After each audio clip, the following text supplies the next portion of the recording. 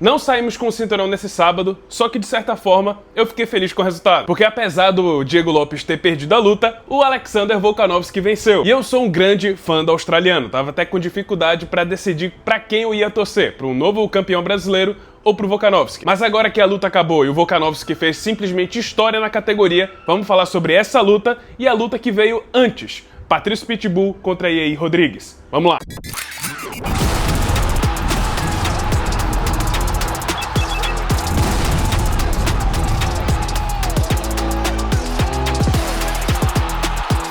Havia um grande mito nas categorias mais leves do UFC. O mito de que lutadores a partir de 35 anos não conseguiam mais vencer disputas por cinturão, e muito menos recuperar o seu cinturão da categoria dos meio-médios para baixo. Ou seja, 35 anos já estava sendo considerado como um deadline para essas categorias. O atleta começa a cair em decadência e tende a não competir mais no alto nível. Esse mito, inclusive, já tinha sido levantado na luta anterior do Alexander Volkanovski, quando ele foi nocauteado pelo Ilia Topuria. Tanto que o Volkanovski fez aquela piada do vovô, se fantasiando de vovô porque tava todo mundo chamando ele de velho porque ele já tinha alcançado esses 35 anos. Então olha só a bronca do Volkanovski, vindo da pior fase da carreira dele, sendo nocauteado 2 vezes em sequência e parado há mais de um ano, com mais de 35 anos de idade, ele tinha que enfrentar o grande perigo da categoria atualmente, o brasileiro Diego Lopes, que vinha numa fase sensacional. Um cara que oferecia risco tanto na luta em pé como também no chão, com seu excelente jiu-jitsu. E na luta principal do UFC 314, Alexander Volkanovski provou por que seu apelido é o Grande. Não grande de tamanho, mas grandioso. Um grandioso lutador. Uma lenda do UFC. Como se nada tivesse acontecido nas suas últimas lutas, como se ele não tivesse parado há mais de um ano,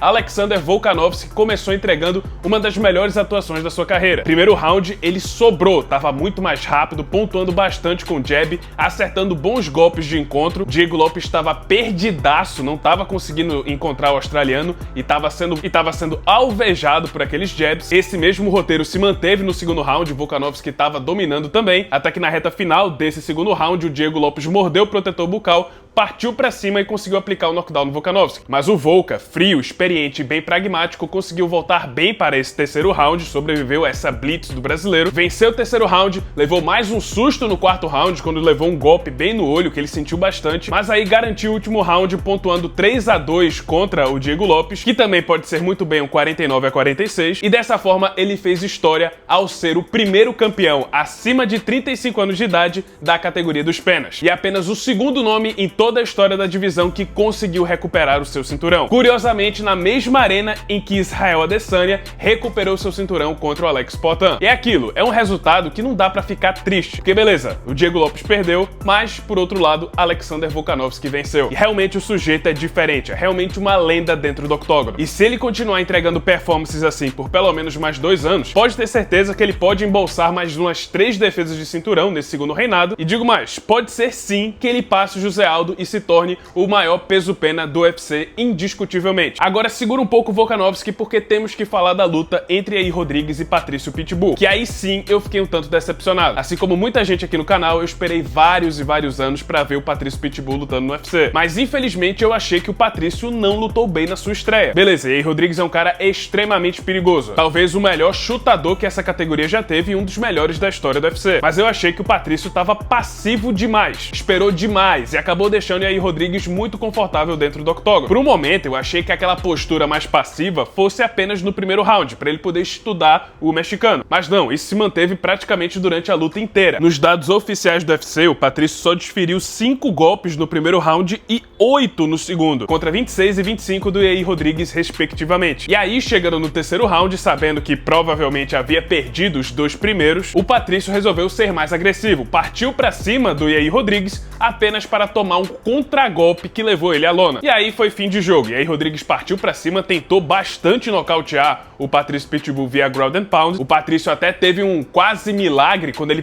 catou o braço do Yair Rodrigues e quase fechou uma chave de braço. O Rodrigues escapou e tentou dar o troco, tentando uma chave de tornozelo na reta final da luta. Os dois voltaram pra luta em pé, só que o tempo já estava curto demais pro Patrício tentar outra virada. E dessa forma, por 30-27, Patrício Pitbull perdeu todos os rounds da sua estreia no UFC e que saiu derrotado por Yair Rodrigues. Um banho de água fria pro brasileiro que, caso tivesse vencido, poderia ter disputado o cinturão na próxima rodada. Mas e o Yair Rodrigues? Na entrevista pós-luta, ele disse que foi garantido pra ele uma disputa de cinturão. Mas eu acho que tinham garantido pra ele uma disputa se fosse contra o Diego Lopes, principalmente depois do que aconteceu na coletiva de imprensa. Eu acho que se o Diego Lopes tivesse vencido, era praticamente certeza que os dois iriam se enfrentar no UFC 320, que vai acontecer em Guadalajara, no México. Mas quem venceu foi o Volkanovski, e a gente já viu essa luta antes, e não foi uma luta acirrada. O Volkanovski dominou e nocauteou Yair Rodrigues com certa facilidade no terceiro round. Então não acho que existe demanda pra ver essa luta, principalmente quando tem o Movsar Evloev esperando na fila. E sim, isso tem que acontecer. O próprio Volkanovski disse que quer enfrentar o Movsar Evloev, que essa é a luta a se fazer, e apesar de ser um dos lutadores menos empolgantes da categoria até então, já que ele venceu todas as suas lutas no UFC por decisão, tem que dar a César o que é de César, tem que dar a chance do Movsar Evloev